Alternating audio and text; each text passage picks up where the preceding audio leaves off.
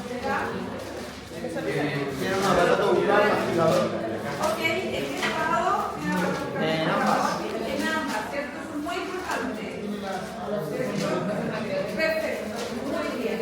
Entonces, por una parte voy a ver todo lo que es coleóptera.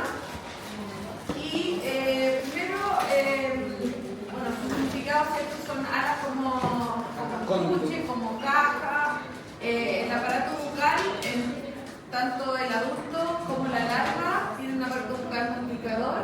¿Qué metamorfosis tienen? ¿Ah? ¿Qué metamorfosis tienen los coleópteros? Holometados, ¿cierto? Tienen larvas. Holometados. Es el Camilo, profe. Holometados. Está burlándose de los compañeros. ¿Cierto?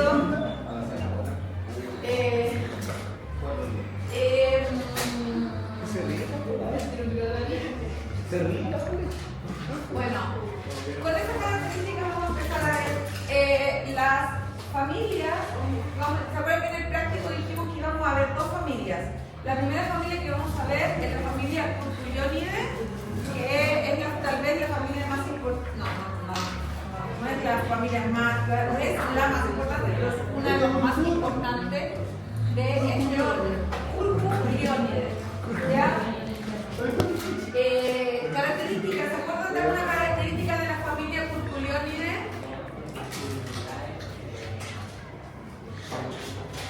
Picador chupador. Pero si estamos hablando de que es una familia de coleóptera. Masticador. Es masticador. Pero ¿qué característica tenía la familia? La vimos en el práctico. Pictófano. ¿Sí? Todo lo que estamos viendo. Pero también tiene benéfico. ¿Qué características tiene? Esto no. Puras plantas. El orden tiene familia. La boca en forma de tronco. Ah, Pero eso no tiene que ver. ahí está. Entonces, la cabeza, ¿cierto? Termina en una trompa. Eso es lo más importante. Esa es la característica principal de esta familia. Que cuando ustedes ven los adultos, ¿cierto? Que el adulto, los adultos, su cabeza termina en una trompa más extendida, más gruesa, pero todos los individuos de esta familia en su estado adulto, van a presentar una cabeza que termina en trompa. Y la otra característica importante es que sus larvas, ¿cómo eran? ¿Tenían patas o no tenían patas? ¿Ah? ¿Tienen patas o no tienen patas? No tenían patas, ¿cierto? Son larvas ápodas. Por lo tanto, en este caso, son una familia bastante especial, muy fáciles de reconocer porque el adulto lo vamos a mirar y vamos a ver que tiene una trompa. Así que rápidamente lo podemos separar de todos los otros coleópteros. Y además, si miramos su larva es ápoda, es decir, sin patas. Pero, ¿qué característica tenía? ¿Se acuerdan con qué orden podíamos confundir una larva de Curculionidae? De víscera, ¿cierto? ¿Y cómo lo podíamos reconocer? ¿Se acuerdan cómo distinguíamos a una de víscera a una de Curculionidae? Por sus patas, ¿será? No tienen patas, pero las dos no tienen patas. Tenían los cachitos que estaban en la parte de atrás.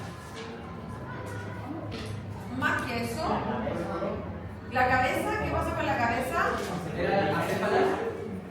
Las larvas de víscera, ¿cierto? No sabíamos dónde estaba la cabeza y las larvas de Curculionidae, su cabeza claramente identificable. Por lo tanto, vamos a ir viendo esta especie de. Entonces, decíamos, si encontramos larvas ápodas, pueden ser de dos órdenes: víscera o coleóptera, familia Curculionidae. Y si eran de la familia Curculionidae, la característica es que su cabeza es claramente identificable. Vemos la cabeza más grande, vemos las mandíbulas, a diferencia del díptero, que decíamos que su cabeza no sabíamos, y es más, ustedes siempre me mostraban dónde estaba el ano, eso era de la cabeza y al otro lado, porque no sabíamos dónde queda. Entonces, características generales de este orden y de esta familia en especial. ¿Cabeza qué? Hidrotroficalia. Ah, En los colegios ninguno tenía Sí, no. ¿Cómo? Solo en la familia Purpureoide, en una de las familias. En esta familia, la Coleoptera tiene, a ver, 1, 2, 3, tiene como 5 tipos de larvas distintas. En la familia Purpureoide es la que no tiene patas, y la Brúchide que vamos a ver después. ¿Ya? Pero en este caso, Purpureoide no tiene patas. Burrito de la vid, Naupactus altographus, fue nuestro el insecto más buscado en la primera ronda del INTE. Bueno, hospedero primario la vid, pero ataca a todos los frutales. Todos los frutales en forma bastante agresiva. Puede llegar a matar plantas, la verdad es que es muy poco probable cuando los ataques son en plantas adultas. Pero si estamos hablando de una plantación nueva, es capaz de matar plantas. ¿Por qué? Porque dentro de los daños, las larvas se alimentan de raíces. Por lo tanto, de acuerdo al volumen de raíces, va a ser si una planta o un burrito es capaz de matar o no a una planta. Importante, hospedero frutal maicillo. El maicillo es una de las malezas más comunes que existen en Chile. Es una maleza que se propaga vegetativamente a través de rizomas y eso hace que obviamente sea una de las malezas más atractivas para el burrito.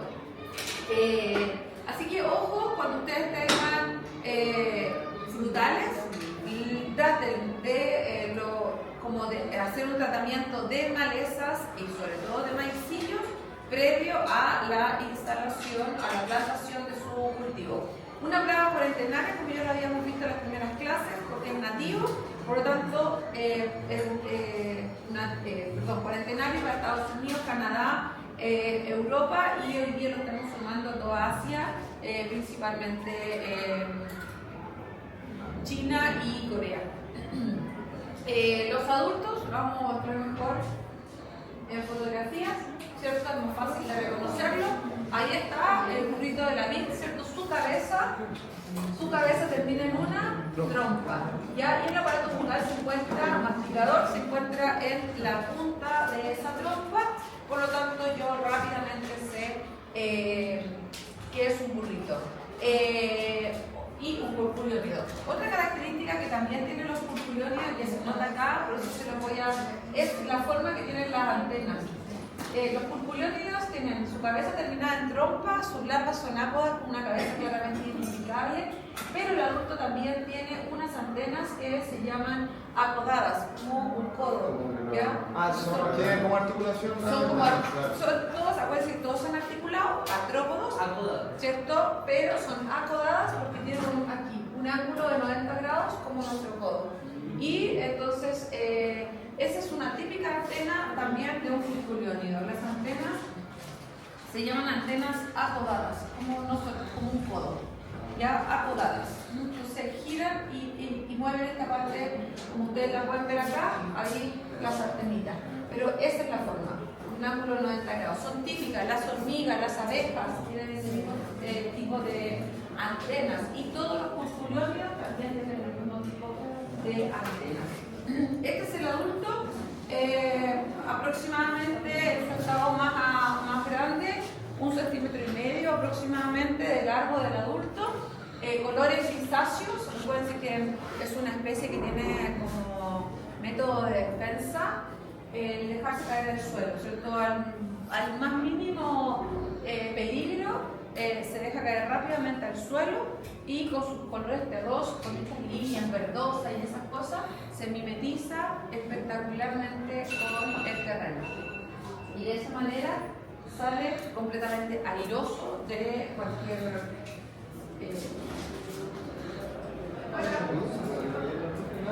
así que ahí tenemos a nuestro burrito de aquí, en su estado adulto. Buenos días. Carolina, Buenos días.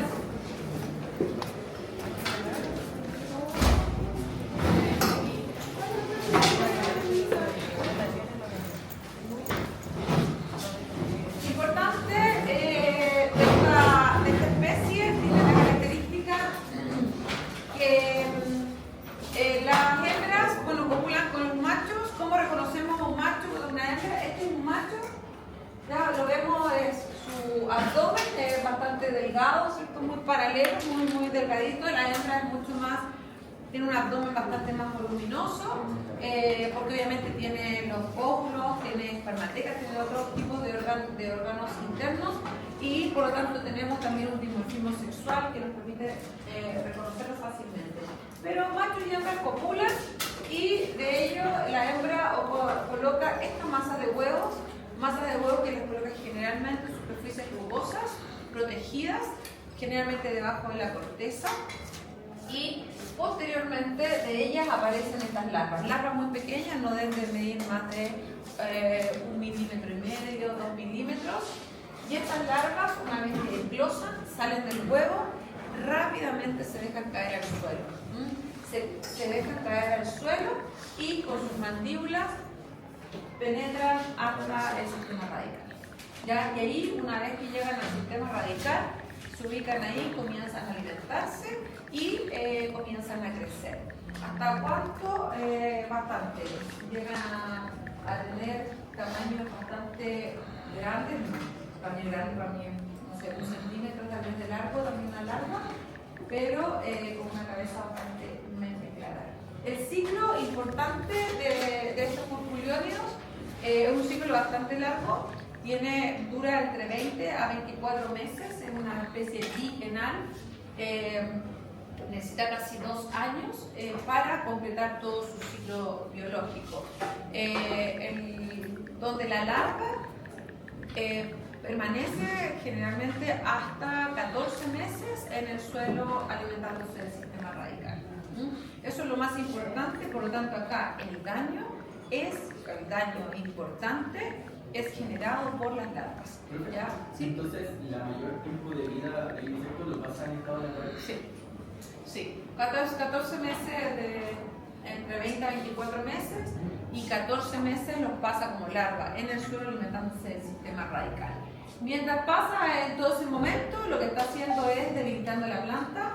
Por eso le decía que plantas pequeñas sí son capaces de matar una planta pequeña, una planta recién su primer año de plantación es capaz de matarla. ¿Por qué? Porque se come todo el sistema radical, por lo tanto no hay absorción de agua, no hay absorción de nutrientes.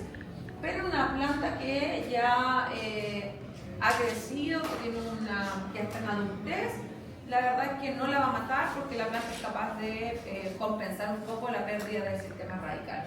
Pero lo que sí hace es envejecimiento prematuro. Nuestras plantas tienden a envejecer prematuramente, por lo tanto eso significa que empiezan a disminuir las producciones.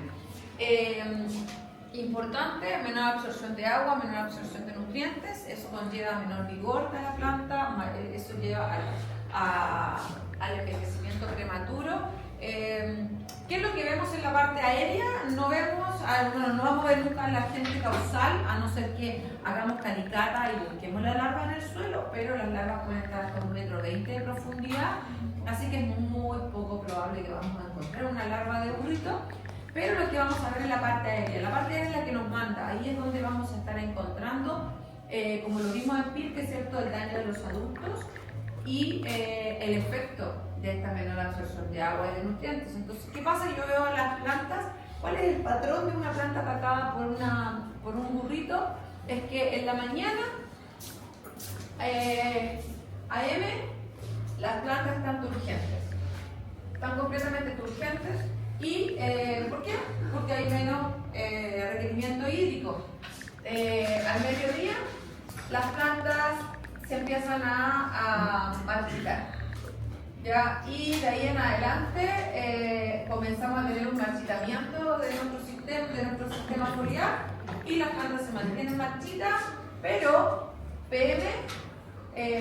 al atardecer, mejor dicho, al atardecer, la planta nuevamente vuelve a estar turgente. Este ciclo, ¿cierto?, de turgencia, marchitez, turgencia, me habla de que algo está pasando en el sistema radical. La planta, si hay un sistema radical sano, completo, la planta se va a mantener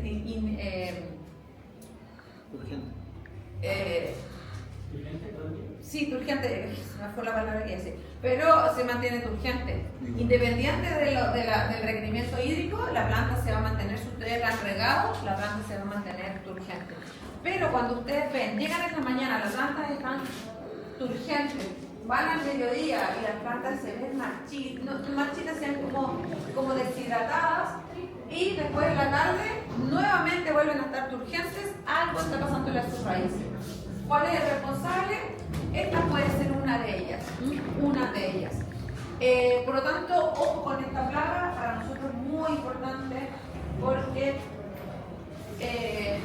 como les digo, trae un envejecimiento. Nosotros queremos que nuestro huerto tenga una vida productiva lo más larga posible, pero esta plaga la debilita, le quita vigor, disminuye nuestro rendimiento y finalmente terminamos con una planta envejecida anticipadamente. El patrón de los adultos, ese es el característico, ese es el que nos está permitiendo la parte aérea, el simple y burrito. Veo mi hoja, ¿cierto?, con esos mordiscos, nosotros le llamamos escotaduras marginales, ¿cierto? Escotaduras marginales, como que yo siempre pienso como que le dio un mordisco a la hoja en el borde, pero nunca penetra al interior de la lámina, solamente son mordeduras por el borde de la hoja. Eso significa que en este caso estamos hablando de un burrito de la vida. ¿Escotaduras marginales? ¿Sí significa? Mordedura de los bordes. Burrito de la vida. Bueno, el capachítulos frutales, Naupactus serpinus, primo hermano del anterior. Fíjense que es muy parecido, pero es más pequeño. Es un poquito más corto, de medio centímetro de largo, su estado de adulto. Las larvas son muy parecidas. Ya fíjense, una larva ápoda, pero con una cabeza claramente identificable. A eso me refería cuando hablábamos de cabeza claramente identificable. Que su cabeza la vamos a reconocer con la cabeza ahí está, con sus mandíbulas grandes, y la tengo claramente, pero es una larva ápoda de color amarillo cremoso y que también es primo hermano, así que también va a estar en el suelo, el mismo ciclo que el anterior, solamente que es Serpinus, es más pequeñito, como les decía, y más redondito. Bueno, este es el que nos está trayendo hartos problemas con el mercado coreano y japonés, porque por lo general el capachito de los frutales, a diferencia de lo que hace Naupactus xanthographus, ovipone en la roseta de los cítricos, bajo la roseta del cítrico. Naupactus xanthographus no lo hace mucho porque, como les decía, ovipone más que nada en la corteza, debajo de superficies rugosas, pero Naupactus serpinus, ¿por qué toma más relevancia desde el 2005? Es porque la hembra ovipone, pero debajo de la roseta. Entonces, la roseta es como el sombrerito que tienen los cítricos.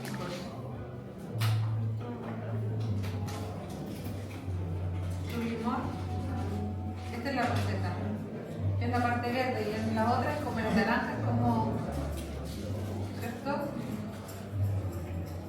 Esa es la roseta. Por lo tanto, esta roseta, ¿se acuerdan que les hablé que se va cerrando a medida que el fruto va creciendo? Porque son los sépalos de la flor. Por lo tanto, esto cuando está abierta, esta especie, la hembra ovipone y llena este interior, porque esto es hueco aquí, entonces todo este interior lo llena de sus huevos y deja las masas de huevo al interior. Entonces, como es una especie nativa, también es nativa, es Naupactus, entonces cuando llegan a los mercados de destino, para ver, ¿se acuerdan que veían chanchitos? Lo hablamos con los chanchitos, pero también en esta especie levantan la roseta, buscan chanchitos blancos, buscan huevos de Naupactus y también de otra especie de ácaro que es Greipalpus, que también es una especie cuarentenaria.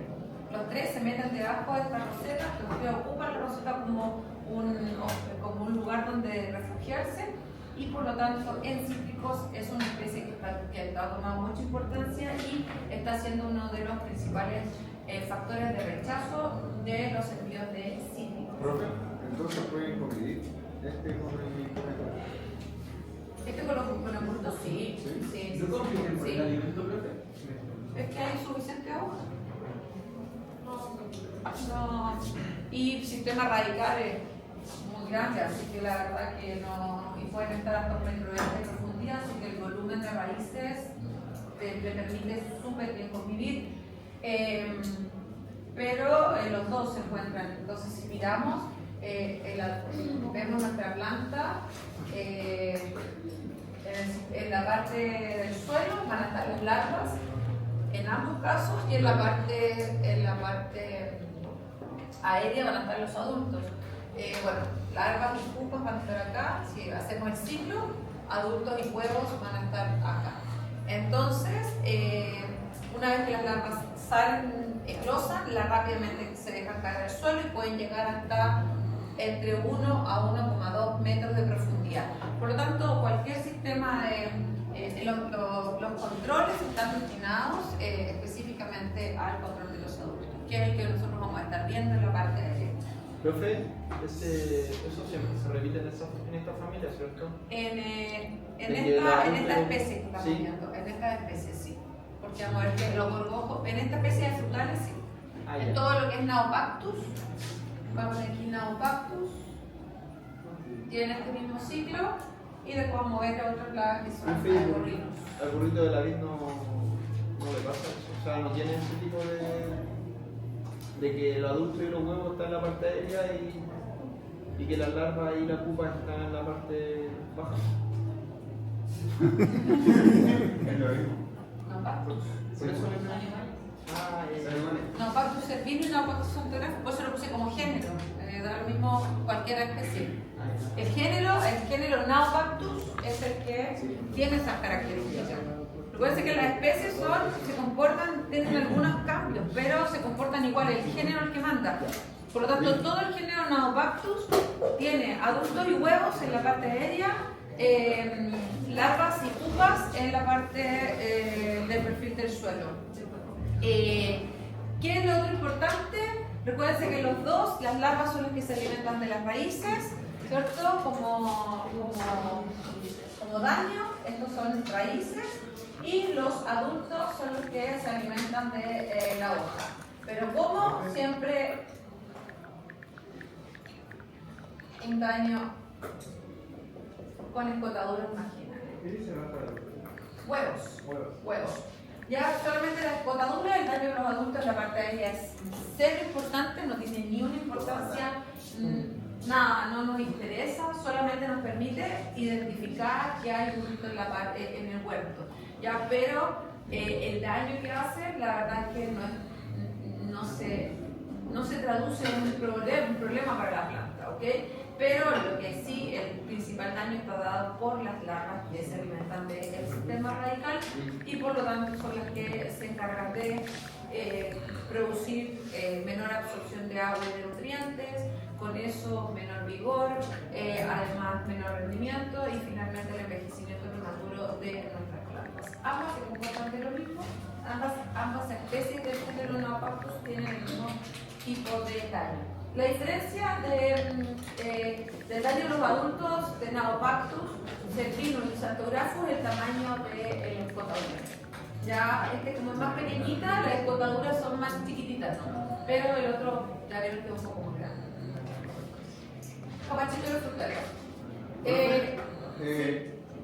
Es mi idea, la cabeza de este humano hacia abajo, y el burrito, bueno, O quizás es por la foto. Yo creo que por la foto, en esta se nota más que es más hacia adelante, va mirando, generalmente el género Naupactus, la cabeza mira hacia adelante. Sí. Vamos a ver, porque ahora sí, acá sí. ¿También se diferencian con la hembra? ¿Por qué uno va con por ejemplo? No, acá no se nota. Ah, En Naupactus Xanthographus es el dimorfismo sexual. Ya la hembra es más ancha de abdomen, porque es el aparato reproductor femenino que tiene espermateca y tiene otros órganos distintos, entonces es un poco más ancho el del macho. Pero acá, en este que es más pequeñito, no se nota. No hay. Este sí, aquí sí, que es un poco lo que Ronald hacía. Esta sí, la cabeza, fíjense, termina una trompa muy gruesa, pero mirando hacia abajo. ¿Ya? Ahí sí que se nota que es una cabeza que está mirando hacia abajo. Este es Aegorhinus superciliosus. Hay muchas especies de Aegorhinus y todas hacen exactamente lo mismo. Esto es muy importante, por eso cuando les decían antes que es el género, cómo se comporta. Las especies tienen algunos tipos de características morfológicas distintas, pero en este caso Aegorhinus tiene esta característica de ser un coleóptero también. Bueno, ustedes lo mismo en el práctico, ¿cierto? Bastante grande, muy robusto, con esta gran trompa que le aparece. Generalmente se reconoce supercilioso porque tiene estas bandas, ¿cierto? Que el ala blanca con bandas negras que le atraviesan estas alas. Importante, tanto Naupactus como Aegorhinus tienen los émbrios, es decir, su primer par de alas fusionadas. Por lo tanto, no vuelan, solo caminan. Muy importante. Aegorhinus, cualquier Aegorhinus y cualquier Naupactus solo caminan, no pueden volar. Eso es muy importante cuando estemos viendo las técnicas de control. Entonces aquí lo tenemos, un adulto bastante grande, debe medir aproximadamente 1,5 centímetros también de largo, y esta es la larva. Ya yo le decía, ahí está la cabeza, ¿cierto? Una cabeza roja con grandes mandíbulas, una larva que debe medir aproximadamente 1,5 centímetros de largo, muy robusta, muy robusta la larva. Como la ven ahí, sí, estamos viendo un culiónide, por lo tanto todos los cusculiones en la cabeza termina en el adulto, la cabeza del adulto termina en trompa, las antenas son apodadas y las larvas no tienen patas, pero su cabeza es claramente identificable. Entonces ahí la pueden ver, una larva muy importante. Tal vez si ustedes me preguntan cuál es más importante, Aegorhinus o Naupactus, por lejos Aegorhinus es mucho más importante. ¿Por qué? Porque esa larva con esas mandíbulas, con esa cabeza que ustedes la ven ahí, lo que hace es hacer galerías transversales. Ella lo que hace es que perfora el cuello de las plantas, por lo tanto las seca. Sí, la larva es más grande. Sí. Una de las galerías transversales, por lo tanto lo que hace es que corta el cuello, va haciendo galerías atravesando el cuello de las plantas. Entonces eso lo que hace es cortar el flujo de los haces vasculares, entran hongos a esa zona, por lo tanto entran otros hongos de la madera, por ejemplo, o bacterias y demás que terminan finalmente por matar. Esta plaga mata plantas en edad adulta. Ya no es que sea una planta pequeña que recién la trasplantamos. Esta plaga sí es capaz de matar plantas en edad adulta. Ahí la vemos, fíjense, la larva es una gran larva. Esta sí que la van a ver. ¿Por qué? Porque decíamos que el burrito de la vid lo encontrábamos, podíamos encontrar hasta 1,20 metros de profundidad. Esta larva la vamos a encontrar en los primeros 15-20 centímetros de profundidad, en el cuello de las plantas. ¿O la larva es la más peligrosa? No, el adulto no. No, el adulto, nunca el adulto, solo la larva. Los adultos se alimentan. Ni siquiera vamos a ver de qué se alimentan. Pero la larva es la que atraviesa el cuello, así que es como que casi como que los decapitara, ¿cierto? Por este tamaño de largo que ustedes ven acá. Entonces, el burrito de la vid generalmente no lo vamos a encontrar, o si si lo encontramos, la probabilidad de que lo encontremos más profundidad siempre. Esta, ustedes escargan el cuello y van a ver los primeros 10-15 centímetros de profundidad y van a ver las perforaciones, los orificios de grandes dimensiones con los cuales ella rompe el cuello con esas grandes mandíbulas que tiene. El adulto, el daño es también, igual que el Naupactus, ningún cero importancia, lo que hace es raspar los brotes. Sencillamente se alimenta de esta zona, de los brotes, haciendo una especie de raspado con su aparato bucal, pero el daño más importante, el importante daño es provocado por las larvas. Ahí pueden ver cómo raspan los brotes más tiernos. ¿Sí, amor? Porque no podía volar, ¿qué pasaba? Los élitros están fusionados. Ahí está, esta es una planta de 3 años de edad, pues esto es avellano, y aquí ustedes la pueden ver, una planta seca. Fíjense las plantas de los lados, están verdes, y esta planta completamente seca, hacen una muerte como muerte súbita, donde estamos viendo, se van viendo bien y de repente empiezan a marchitarse, clorosis, y la planta muere rápidamente, sin ninguna. Empiezan las altas exigencias hídricas en la temporada y la planta no es capaz de sobrevivir porque tiene cortados los vasos vasculares, así que se muere rápidamente. Eso es lo que nos sucede, muerte muy rápida de plantas. Este es un huerto de avellanos que veía en la 7ª región. Y claro, ¿cuál es la gracia de Gorrinus? Son especies nativas, son especies que habitan muy normalmente en todo lo que es la vegetación nativa. Ustedes pueden ver, este era un huerto que tenía, ya ni me acuerdo, 700 hectáreas de avellano, pero ahí antes habían bosques con flora nativa y quedaban a los costados, entonces uno iba a mirar esa parte y se encontraba con estos mismos individuos y con otras especies, con nodopenis y esas cosas, y andaban felices de la vida en los árboles sin ningún tipo de problema. Pero acá encontramos 2 larvas y el árbol moría en un mes, ya estaba completamente muerto. Es bastante complejo, ¿sí? No sé qué me habló. ¿Con 2 larvas murió ese árbol? Sí, en el cuello. Entonces, ese sería el daño de la larva y el crecimiento del adulto. Sí, las larvas lo que hacen es que perforan el cuello. Hacen perforaciones en el cuello de la planta. ¿Y la flora nativa no se verá afectada porque hicieron junto con el...? Yo creo que sí, porque sí, las plantas son más sensibles, nunca me he explicado, pero pasaba lo mismo en arándanos. Esta también es una plaga súper importante en los berries, y en arándanos, la plantación de arándanos es una de las principales plagas que tiene, porque no perfora los cuellos y las mata. En arándano mucho más rápido. Y en Victoria íbamos a mirar los bosquecitos que quedaban entre medio y ustedes veían ahí, pero caminando, encontraba, no sé, miraba y habían 15 individuos. Y acá encontraba ahí 2 y la planta estaba muriendo, y era así como una cosa súper rara. Yo creo que es por lo mismo, porque es el ambiente, ¿cierto? Más natural, que le permitía. La planta creció, tal vez el sistema radical es mucho más grande, no sé. Allí.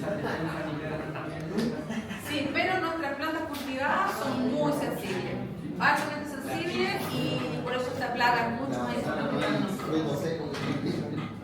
Eso es. Entonces, vimos 2 familias en frutales, Naupactus y Algorrinus. Porque ahora cambiamos completamente, cambiamos a cultivos, a gramíneas. Ya, lo vimos el lunes, vimos los daños vimos el adulto en la semana pasada, y esta semana vimos los daños en maíz, y estamos hablando de los gorgojos. Ya, los gorgojos que tienen el género Cytophilus. El género Cytophilus es el que nos va a matar, y todo lo que veamos estamos hablando del mismo género. Por lo tanto, recuerden que es el género el que manda sobre la especie, por lo tanto las características generales son las que hablan. Gorgojo del trigo, gorgojo del arroz, gorgojo del maíz. Lo vimos el del maíz. Vimos también en arroz, también estuvimos viendo Cytophilus granarius, Orizae y Seamais, según la especie que ustedes estén trabajando. Recuerden, cabeza en trompa, antenas apodadas y las larvas son apodas, pero con la cabeza claramente identificable. La única diferencia de estas especies es que ya no atacan al frutal, sino que atacan directamente al grano, a nuestro producto de la cosecha. ¿Por qué? Porque es una especie que ataca ya a granos secos, completamente secos, cosechados y en las bodegas de almacenaje. No la vamos a ver, ninguno de estos gorgojos lo vamos a encontrar en el campo, sino que solo en bodegas de almacenaje. ¿Por qué? Porque les gusta consumir grano ya con una bajo porcentaje de humedad, cosechado y guardado. Lo voy a poner en la foto, ya lo vimos, ustedes ya lo vieron, pero ahí, ¿cierto? Esto es lo que estuvimos viendo, las distintas especies de gorgojo. El único que no vuela de los gorgojos es el del trigo, el del arroz y el del maíz vuelan.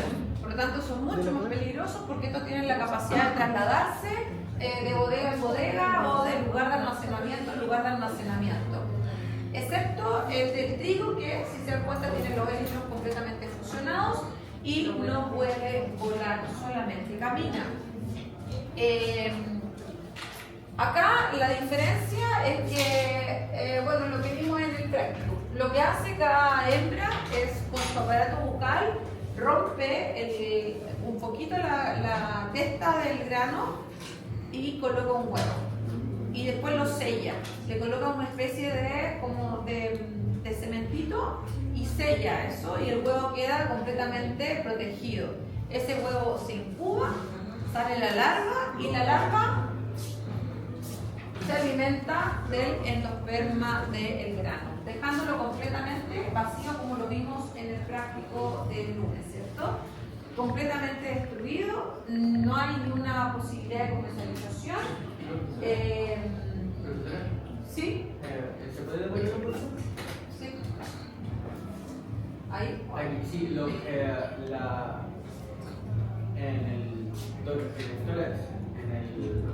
el protórax es el que nosotros vemos acá y las otras partes del tórax están tapadas por la caja de Por la caja de eso. protórax, mesotórax, metatórax. ¿Ya? Entonces, de por acá debe aparecer el abdomen. Claro, exactamente.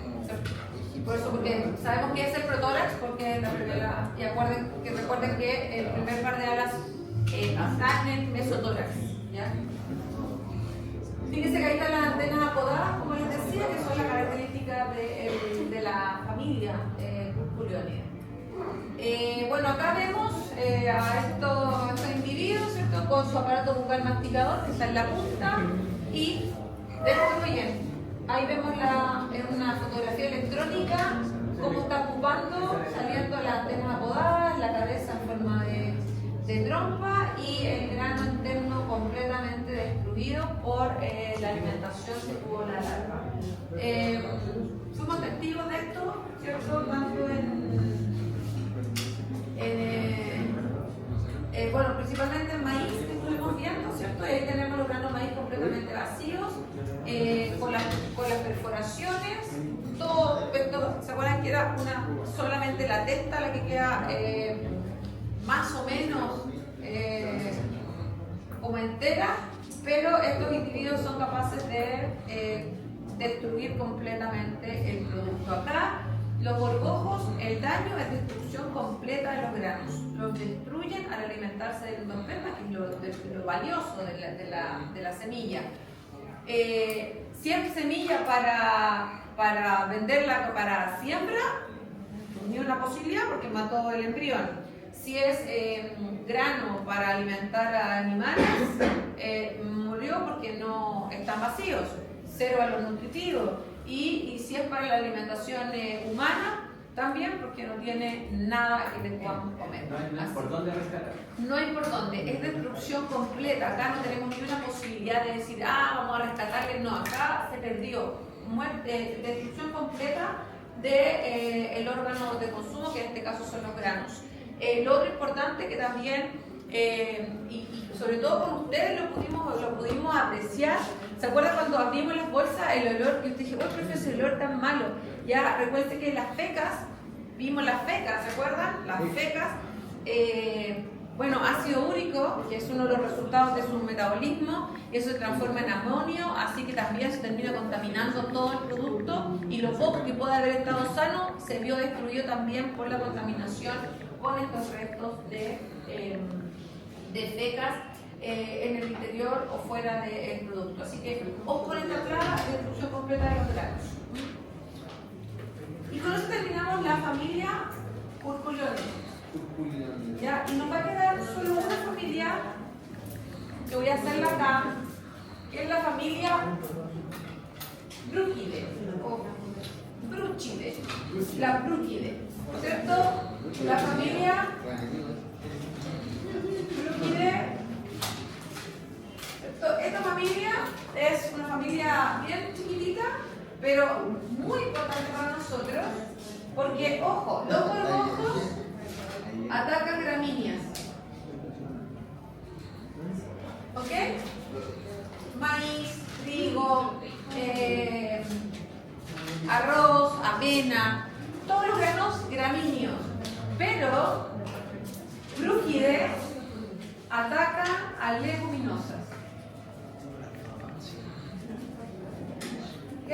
Entonces, acá vamos a tener dos plagas solamente de esta familia que van a ser lo que nosotros conocemos como brucos. Los famosos brucos, ¿cierto? Lo vimos también en el práctico. Claro, y acá la característica es que ellos no tienen la cabecita no terminada en trompa, ¿se acuerdan? Como característica, los adultos tienen una cabeza no terminada en trompa.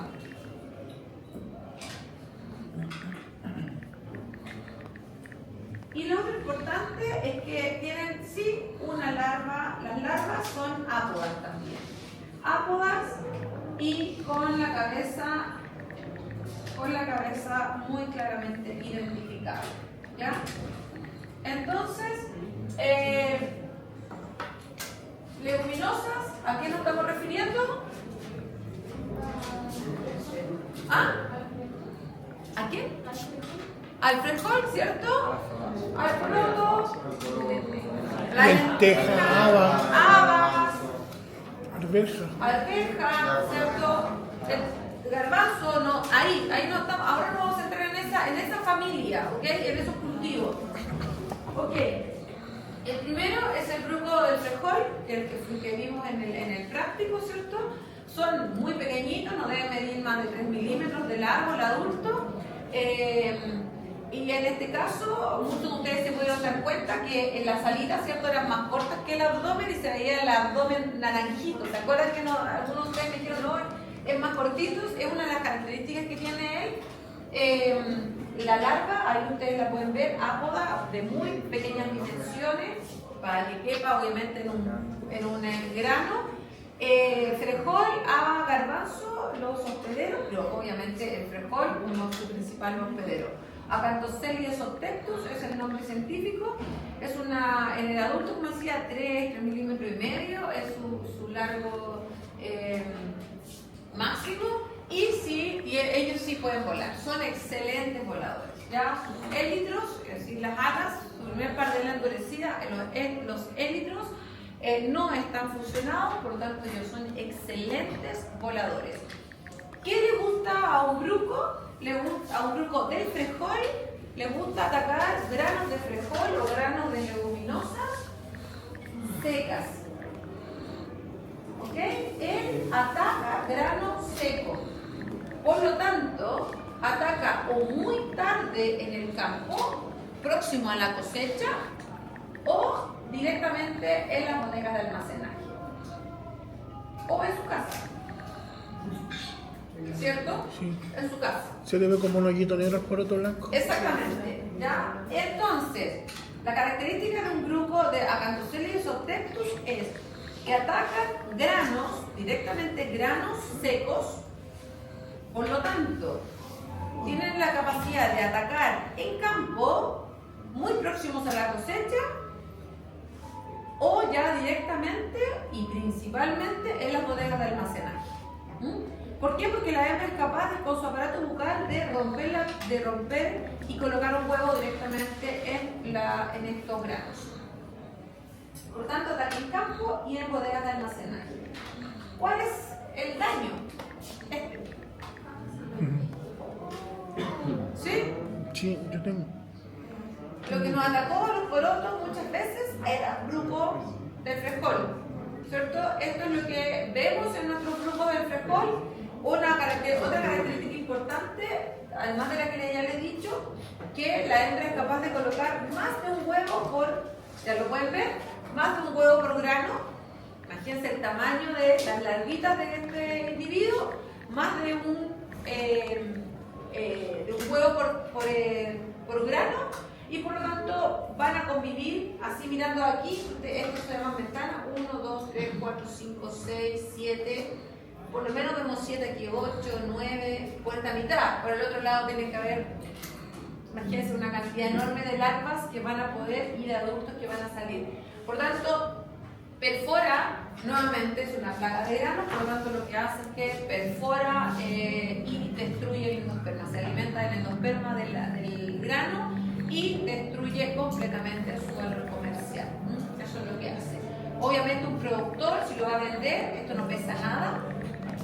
Si lo va a pesar, le dice quiero 1 kilo y puede pesar un saco, ¿cierto? Que va a pesar 1 kilo porque no tiene endosperma y quedó solamente en la testa.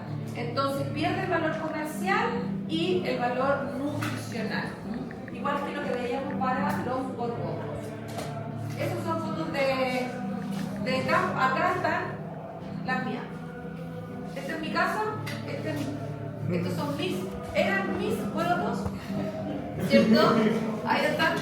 ¿Se acuerdan que les dije que se veía el abdomen naranjito, ¿cierto? Porque los relitos son más cortos. Bueno, estos unos porotos que compré y dije quiero hacer porotos, los eché a remojar en la noche y en la mañana cuando voy a verlos estaban completamente tapados de brucos en la superficie. Son los que ustedes vieron en el práctico, son esos mismos brucos.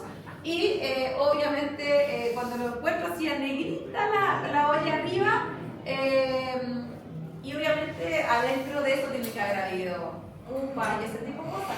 Yo le contaba, no sé, que el otro día que yo siempre hemos comido, la verdad que yo creo que los porotos sin bruco es una falacia, ya no hay porotos brucos. Y yo cuando chica le decía, yo después me acordaba, yo le decía a mi mamá, anda una cosita volando aquí, flotando en los porotos. Mi mamá me decía, son oréganos. ¿Cómo duritos? Ya, pues yo me comía.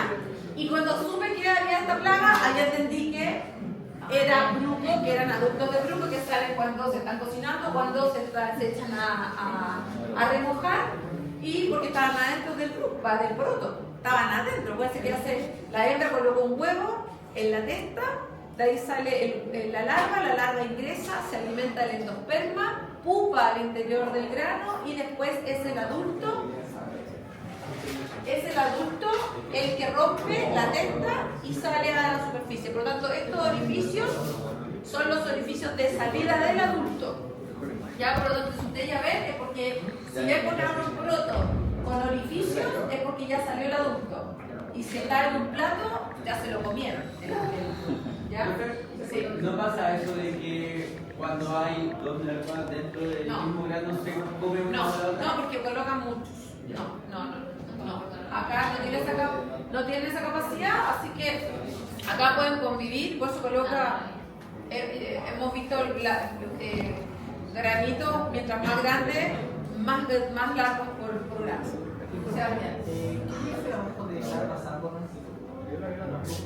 Con cabeza identificable, ¿ya? Y por lo tanto, esto es algo que ustedes van a ver, les va a tocar encontrarlo Y bueno, como ustedes saben, ahí están, yo corrí rápidamente a mi escritorio a buscar un frasquito con alcohol para echar estos individuos, y esos son todos los que andaban flotando o los que yo logré identificar. Le dije a mi esposo, ¿sabes qué? Contento, le dije, ¿podemos cocinar? Mi esposo me dijo, sí, ni un problema, así que igual se cocinaron, no hay problema. Grupo del Frejol. Bueno, y por último tenemos el Bruco la arveja, el Brucus pisorum. Esta es una, yo les dije que habían dos especies que íbamos a ver univoltinas solamente, que era la conchuela grande café y esta, que es el Bruco de la arveja. Son las únicas dos especies univoltinas. ¿Por qué? Porque su único hospedero es la arveja. Bruco de la arveja, su único hospedero, la arveja. ¿Cuál es la razón de eso? Es que los adultos, cuando sale el adulto, tienen, para madurar sexualmente, deben consumir el polen de la flor de la arveja. ¿Cómo? Que decíamos que esta es una especie univoltina y solo hospedero a la arveja, porque los adultos, para madurar sexualmente, tienen que alimentarse del polen de la flor de la arveja. Entonces, esta especie se sincroniza la salida, la aparición de esta especie es cuando florece la arveja.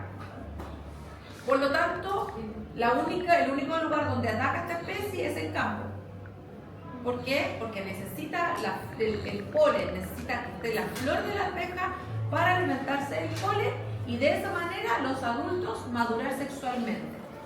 Camilo. ¿Es más fácil de controlar ya que tiene como condición? Muchísimo más fácil. Recuerden que las especies univoltinas son más fáciles de controlar porque tienen un ciclo súper marcado. Todos son huevos, todos son larvas, todos son pupas y después todos adultos. ¿Ya? Entonces esta especie, y por eso tal vez es menos importante que lo que es un bruco de frescol, que es multivoltina y ataca en la bodega de almacenaje. Esta ataca en el campo, coloca la hembra, entonces maduran sexualmente, se alimentan del polen de la flor de la arveja, maduran sexualmente, copulan y la hembra comienza a colocar los huevos en las vainas verdes. Otra diferencia con respecto al bruco de frescol, que eran en granos secos. Esta lo hace en el campo, pero directamente en las vainas verdes, las vainas recién formaditas de la arveja, comienza a colocar los huevos. Se incuban los huevos, salen las larvas y se mete una larva por grano. A diferencia del bruco del frescol, que eran muchas larvas por grano. Acá, una sola. ¿Por qué? Porque es más grande. Es bastante, un milímetro más grande que la otra. Pero solo es una larva por el tamaño del grano y por el tamaño de la larva, solamente soporta una larva por grano. ¿Cómo? Ahí lo vemos, a diferencia del anterior, bueno, la característica importante de su... Alguien me mostró el otro día, me dijo, profe, ayer parece que fue en la mañana, y me mostraba, y dije, es un grupo de la arveja porque tiene es como que estuviera como con nieve, ¿cierto? Como lo hubiéramos echado vainita. Ahí se ven, anda y siempre va a estar cuando las vainas están formándose. Flor, vaina. Y acá tenemos a nuestra larva, ahí está la cabecita, fíjense las mandíbulas, ¿cierto? Muy claramente, siempre una larva apoda. ¿Se lo puede volar? Sí, vuela. Y esto es lo que, bueno, ahí se ve el segundo par de alas, membranosas que hacen atrás, ¿cierto? Ahí está el segundo par de alas. Y entonces también puede ser una larva por grano, por lo tanto un adulto el que sale por grano y es el que deja la abertura para salir nuevamente a buscar. Bueno, aquí ya se termina, generalmente se van a la etapa de hibernación o dormancia para esperar la próxima temporada para su nuevo ciclo de vida, porque la arveja es un cultivo anual, por lo tanto tenemos solamente una flor en la temporada y eso hace que ella tenga que esperar hasta la otra temporada, en día pausa, hasta que aparezca nuevamente la flor y pueda continuar nuevamente su nuevo ciclo. Así que esta es un grano, al igual que el ocotoco y al igual que el grupo del frijol, destrucción completa del grano, no hay ninguna posibilidad de comercializarlo, pierde valor comercial, pierde valor nutritivo, por lo tanto no hay ninguna posibilidad de comercializar el grano atacado por el campo. Esta solamente ataque en campo, el grupo del frijol en campo y en las bodegas de almacenaje. Esta coloca solo un huevo por grano, el del frijol mucho más que de un huevo por grano. En este caso, la hembra y el macho, la arveja necesita madurar sexualmente alimentándose del polen de la flor de la arveja, y el del grupo del frijol no tiene necesidad, lo hace sin necesidad de nada. Pero el daño sí es igual, destrucción completamente del grano de arveja o de huevo. Y eso es el orden coleóptera. Ya lo que vamos a ver hoy día para el orden coleóptera. Plagas entonces de frutales, familia Purpuleonidae, Naupactus, Aeborhinus, plagas de las gramíneas, género Phytophilus, y plagas de las leguminosas, familia Rúquidae, tanto con Acanthophyllia Subtectus como con Micus pisorum. Esas son las plagas que necesitamos ver de este importante orden coleóptera. ¿Ok? ¿Dudas de lo que vimos hoy? ¿No? ¿Vamos bien? Perfecto. Pasamos la lista. Sí, Muy parecido con el